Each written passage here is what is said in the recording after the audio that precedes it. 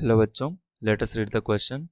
In a double slit experiment, interference is obtained from the electron wave produced by an electron gun supplied with a voltage V.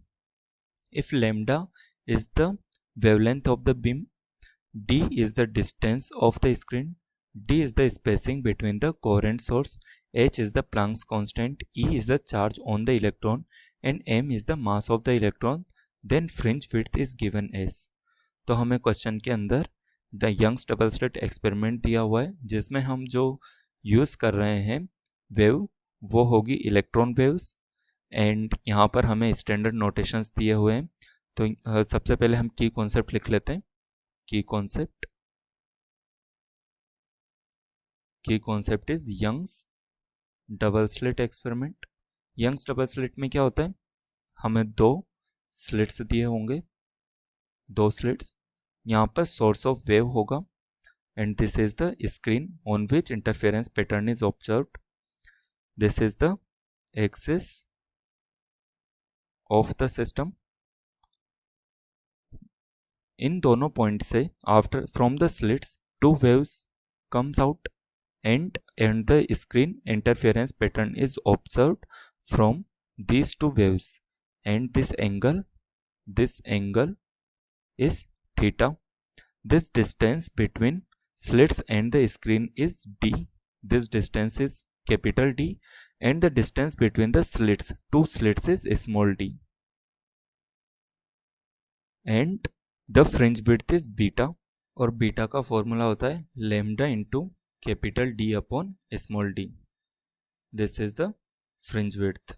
यहाँ पर हम देख सकते हैं जो हमारे ऑप्शंस दिए हुए हैं उनके अंदर D, capital D and small d दोनों हैं। सिर्फ हमें जो फॉर्मूला सब्सटीट्यूट करना होगा उस लेमडा को सब्सटीट्यूट करना होगा with some other values. Now let us find out the wavelength of the electron waves.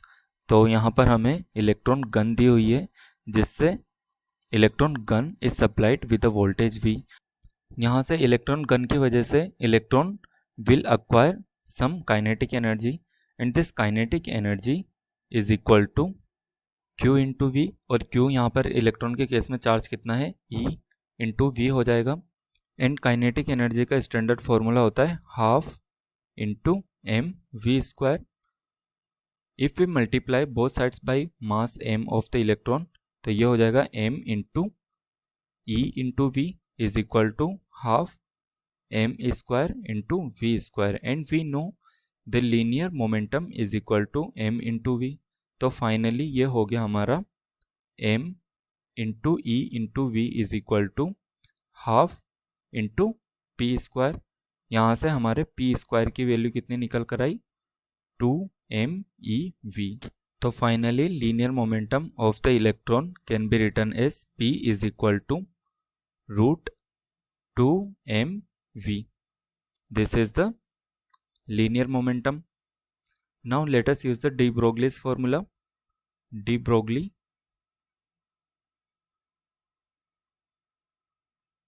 Broglie formula, इससे हम लिख सकते हैं momentum is equal to h by lambda. ये फॉर्मूला होता है de Broglie's formula. Let us put the value of momentum जो हमने यहाँ पर अभी फॉर्मूला कैलकुलेट किया मोमेंटम का is √2mE into V is equal to h by lambda. तो फाइनली जो हमारा लेमडा निकल कर आया वो होगा h upon √2mE into we. ये हमारा लेमडा हो गया। Let us put the value of lambda in the fringe width formula. यहाँ पर हम पुट कर देंगे तो beta is equal to lambda की वैल्यू क्या निकल कर आई, h upon √2mE into V into d upon small d।